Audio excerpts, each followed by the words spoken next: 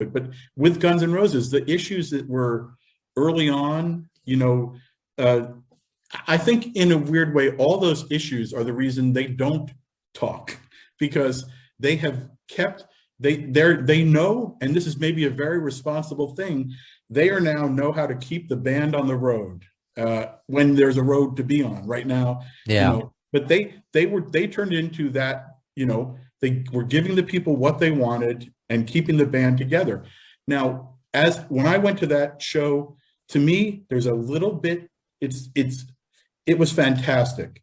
I still look at them and I don't feel 100% a total band energy. I think Axl took charge and is in charge. And, and in a way, maybe that's, I only recently kind of realized how much the title Chinese democracy, I always was like reading politics into it and a social statement. Right. But I think in retrospect, and I think he gave a quote maybe to me that I just finally got, like years, all these years later, it's like, I think he said something like, it might be ironic.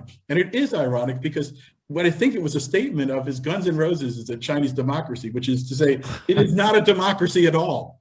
It was, he needed to be the chairman and he needed to be the dictator of the band. And I still feel that. And that's like what happened to me about Guns N' Roses is it was a guy who, because of whatever issues he had grown up with and whatever, dynamics in the band and the drugs and chemical sort of confusion of that era in rock and roll, he was a guy who realized, I can't have this be a democracy. It has to be a Chinese democracy.